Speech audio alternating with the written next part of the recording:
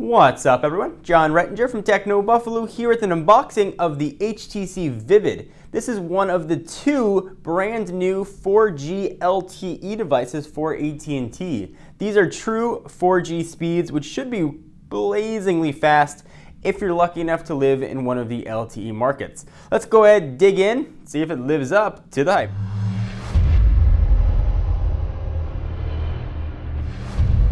Alright, so along with the Galaxy S II Skyrocket, the HTC Vivid is one of the first 4G LTE devices. Packs a pretty decent punch here. So let's take a quick look at the box. And if you do live in one of the 4G LTE areas, which currently right now will be Boston, Washington, D.C., Baltimore, Athens, Georgia, and then a few more markets coming a little later, being Atlanta, Chicago, Dallas, Fort Worth, Houston, San Antonio. You're going to be getting some theoretical down speeds of close to 20 megabits per second down, and you've seen reports of AT&T's network pulling about 5 to 7 megabits per second up. So you should be getting some really, really fast speeds. Obviously, your results are going to vary. So let's go ahead and rip this sucker open. HTC Vivid, quick start guide. Awesome. Eventually get some fitted cases to make it different colors, battery chargers, and all kinds of other stuff. Here is the phone. Texting and driving, it can wait. Here's a true statement. It looks like the PR folks who sent this over probably popped in a SIM card, so that's been removed. Inside of the box, we are gonna have charging cable. It's probably where the battery lived in there. And of course, the wall cable. So enough of that, push it off to the side. We'll peel off that plastic, power it on somewhere, and we'll run through all the specs. Oh, it's already powered on. Looks like it's got a SIM card. It's claiming we have 4G speeds here. We do not have that in Southern California, so that is probably the fallback HSPA+. There's one thing that you are going to get with AT&T's 4G LTE. When you're not getting 4G LTE, you're going to fall back most likely to an HSPA+ network, which should theoretically give you faster data speeds than traditional 3G. So I'll go ahead and go to English. Don't want to transfer my stuff. We'll skip. Next. Next. Let's go ahead and go to next. Next. Yes. Yes. Now we should finally be in the phone. All right, so let's run through what this guy's got. It's going to be released on November 6th for $199 on a 2-year contract. It's got a 4.5-inch QHD display. So that's going to mean it's got a resolution of 540 by 960, so extremely high resolution screen here. We'll see how that looks in just a moment. 16 gigs of internal storage, Bluetooth 3.0. On the back, there is an 8 megapixel camera that lives right there with dual LED flash. You can shoot 1080p video at 60 frames per second.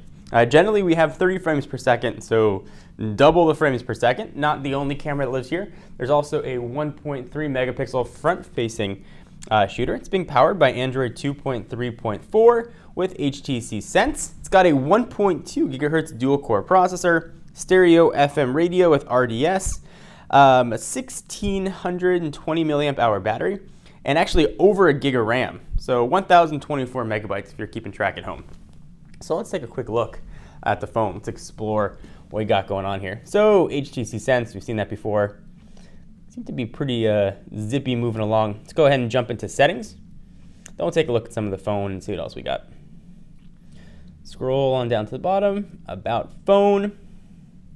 Let's go ahead and take a look at software information. So, yep, Android 2.3.4, HTC Sense 3.0, and the software number. Okay, so let's walk around the phone and do a little bit of a tour. We've got your 4 pretty much HTC standard capacitive buttons now. You've got your home button, menu button, back button, search button. On the left, you've got your micro USB charging port. On the right-hand side of the device, we've got a very big volume rocker up and down. We've got a 3.5 millimeter headset jack on top. And in the upper right-hand corner, at least when you're holding the phone, is where the power button's going to live. Let's go ahead and see what else we got here. Let's go ahead and see what websites look like and take a look how images are going to render and all that kind of business. So I'm claiming I'm getting 4G speeds, but unfortunately I'm not in an LTE area. All right, so here's a quick look at the browser. You can see what things look like. Images appear to be pretty crisp. Pinch to zoom, obviously working. Go ahead and scroll on down. Let's go back. Let's take a look at some images. You can always take a look at wallpapers here. See what he looks like. And of course, I'll run through all this in a full review and let you know how the phone works, how it performs, how the HSPA Plus network is. And hopefully you'll be able to get some LTE tests done if I can get close enough to a location. So let's take a look at like the wallpapers. So hit apply. You can see just what some pictures look like here on the side. The screen does look to be very, vivid. It does have that QHD screen with the resolution of 540 by 960 rather. So we should get a pretty nice experience. I'm looking forward to trying this out. Android phones are coming out fast and furious, and they are coming out with 4G speeds and 4G guns blazing. So are you guys going to pick this up? Do you live in a 4G LTE area? Love to hear what kind of speed you guys are getting and your thoughts and feedback on it. I'm Rettinger from Techno Buffalo, and I will see you in the next video. Bye-bye.